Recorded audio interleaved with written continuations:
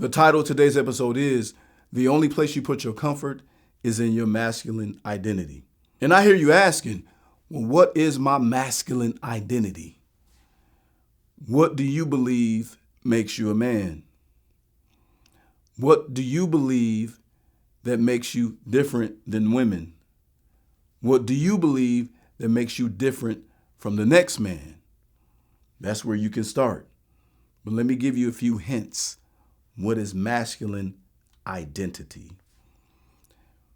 It is undergirded by your core values. And what are your core values? Who you are when no one is looking. Your core values inform you on what to say no to, what to say yes to go left or right, to allow somebody to have access to you or to deny somebody access. Your core values are who you are if you're talking to a dignitary or a diplomat or to someone who can do absolutely nothing for you. Your core values are who you are in public and in private. They don't shift, they don't fluctuate, they don't change. So identifying and knowing what your core values are a key to your masculine identity. Masculine identity is also comprised of what you think about yourself.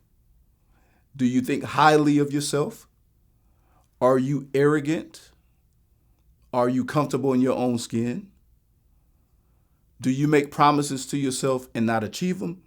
Or do you make promises to yourself and achieve them? That is another way to find out your masculine identity.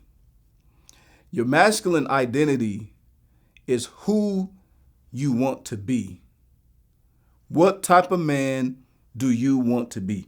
Who do you want to be? Do you want to be a leader? Are you more comfortable with following? Do you want to be great? Do you want to be good? Do you want to be extraordinary? Do you want to be an alpha male, a sigma male, or do you want to be a beta male, an omega male, a delta male, or a gamma male? What type of male do you want to be?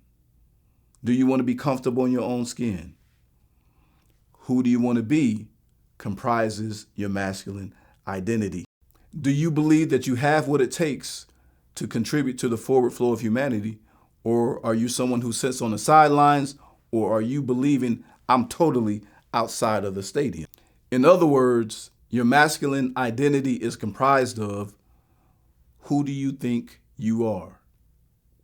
And I don't mean that in the negative sense. In every way, I mean that in an extraordinary sense. Let me get back to arrogance. Most people, when they hear about the word arrogance, they think down, they think lower. But in order to have a masculine identity, you have to be arrogant. You have to believe in yourself more than anybody else on the planet believes in you. Because the truth of the matter is, not a lot of people are going to believe in you to begin with. Some people are going to wish for your demise and your downfall. When things don't go your way, and they won't, you still got to believe in yourself.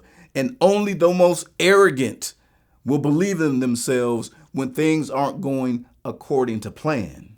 I have come up with this concept of the plan, the process, and the promise. The plan is what you want to see happen. The process is when people overpromise and underdeliver, and they will. Is when people who you think are in your corner fall out of your corner. The plan is the hurdles, the heartbreak, the headache. It is the perceived failure. It's lack of motivation. But the process is also victories, small wins, small successes, achieving, moving in the right direction, gaining clarity, gaining insight, being in control of your emotions, emotional regulation, emotional intelligence, bossing your brain. And then the last P is the promise. It's the fulfillment of the plan that you originally made. In order to work through that whole sequence, to go from plan, process, and promise, you have to be arrogant. You have to believe that only you can do it. The phrase, if it is to be, then it's up to me, that has to apply to you. Arrogant men get what they want out of life. Men who let society boss them around. don't get what they want out of life. And when it comes to romantic relationships, you have to believe that you are so good, so extraordinary, that you can have the woman of your dreams, that the woman that you pick, once you do your due diligence to know that she even likes you, that she's down with your program, that she can follow your mission, that you can have her no matter how pretty or beautiful you believe she is. Arrogance tramples. Arrogance crushes imposter syndrome. Whenever you hear a man talk about, I got imposter syndrome, you know that he's not arrogant. When you don't fully believe in yourself, you need arrogance to help you believe in yourself, to push up your belief, to push you forward, to knock your behind into the direction that you need to go.